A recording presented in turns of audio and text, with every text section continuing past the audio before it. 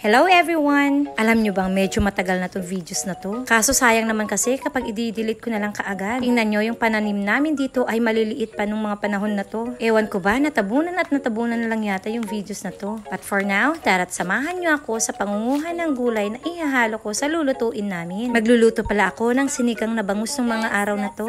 Kukuha tayo ngayon ng kangkong. Isasawag natin sa sinigang na bangus. Let's go! Dati nga ay medyo malawak pala yung taniman namin ng kangkong. Pero nabisi kasi si Father Dear kahit hindi pa kami nakakapagtanim. Ang lalaki na. Ito tingnan nyo. Ay, daming lamok pa. This one, ang laki. Hello, Tita, Mommy. And here, tissue aling mo kulit. This one. Ito pa.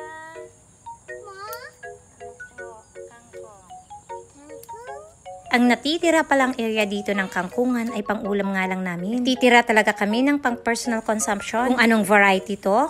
Upland kangkong nga ang tawag nila. Sa bulaklak pa lang ay ibang-iba na sa mga nakasanayan natin kangkong. Tingnan nyo at gustong-gusto nga rin nilang sumasama sa akin. Ito nga pala yung medyo namimiss ko talaga. Yung hindi pa kasi nag-i-school si Mimi, tapos si ate naman ay pumapasok, si Mimi nga talaga yung kasama ko sa pagbablog. Pag tinatanong ko nga siya ngayon, gusto nga daw niyang sumama ulit. Pagkakuha ng kangkong spring onions naman yung kinukuha ko. Dito lang sa mga pet bottles lang tinatanim ng tatay ko. At alam nyo ba, binebenta rin yan sa palengke per kilo. Dahil ito nga lang yung available na gulay dito na pangsigang. Para sa akin ay pwede na to. Ito yung mga panahon na sobrang mahal ang gulay kasi katatapos lang yan ng bagyo. Minsan kahit hindi nga kumpleto yung gulay ng pangsinigang at kung ano lang talaga yung available dito, para sa amin ay pwede na. Kumbaga sapat na basta may gulay yung ulam. Tingnan nyo yung mustasa namin. Yan yung time na marami pa talaga kaming tanim noon. Pero sa ngayon, pechay na lang yung natitira. Nasabi pala ng tatay ko na may available din ditong okra. May konting tanim nga daw siya dito. Aba, siya pang panghalong gulay din. Kaya kahit konti nga lang yung makukuha namin, ihahalo na rin sa sinigang.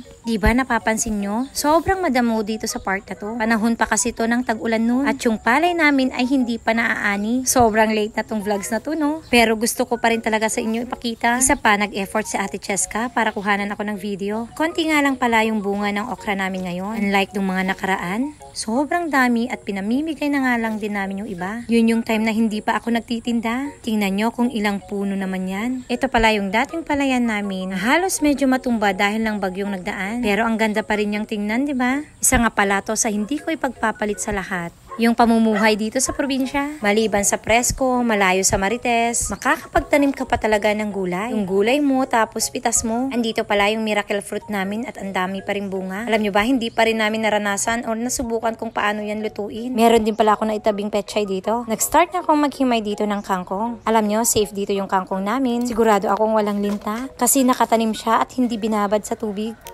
Ito nga pala yung lulutuin kong bangus. Ang bili ko nga pala sa bangus ay paisa-isa lang para hindi siya masyadong magtagal dun sa freezer. Medium size na isang piraso lang yung binibili ko per week. Sapat na to sa amin para hindi kami manawa at para hindi maumay talaga yung mga bata. Ito pala lahat yung nahimay kong kangkong. Fresh pick nga galing dan sa garden. Nalala ko tuloy nun sa Japan. Bibihira nga kami nun makakita ng kangkong. Kung meron man ay sobrang mahal. Tapos yung kangkong nila dun ay halos mga tangkay at konti lang yung dahon. Tinitipid-tipid ko ngayon na panigang at pang-adobo noon. Anyway, naglagay na pala ako dito ng sibuyas, ng luya at ng sungsong. Tapos tinimplahan ko na yung sabaw. Napaka-basic lang naman magluto ng sinigang na bangus. Kadalasan pala gulay yung pinapaulam ko sa mga bata, isda at chicken. Bibihira ko nga pag-ulamin sila ng karne. Pagkakulo ng sabaw, nilagay ko na rin tong isda. Isa nga to sa pinakamadaling lutuin. Pero syempre, hindi mawawala yung gulay na halo nito. Para kasi akong nangihina pag wala akong ulam na gulay. Siguro dahil nasanay na talaga kami mula bata ng mga gulay-gulay na ulam. At yun yung gusto kong ituro sa mga bata. Yung matuto silang mag-ulam ng gulay at hindi puro karne yung hinahanap. Dito sa pagluluto ng sinigang ay syempre hindi mawawala yung sinigang mix. Hindi ako masyadong mahilig sa maasim, pero si Kuya AJ kasi ay yun ang gusto niya. Syempre ako yung mag-a-adjust sa kanila. Ngayon nagustuhan ko na rin yung medyo maasim sa sinigang. Ayan, pagkaluto ng isda nilagay ko naman na tong kangkong. Gulay is life pa rin. Nor sinigang original sampalok pala yung gamit ko sa panigang. At eto na, paluto na yung ating sinigang na bangus. Dahil wala pala akong sinigang na sili, kumuha na lang ako ng sili dyan sa garden. Ako lang din naman kasi yung mag-uulam ng sili. Pagkaluto at pagkahain, naghanda na rin pala si Ate Cheska dito ng lamesa. Dahil nga nakatutok ako sa kanila, halos lahat ng trabaho dito sa bahay itinuturo ko. Alam nyo bang pati yung pagluluto ay marunong na yung mga batang yan.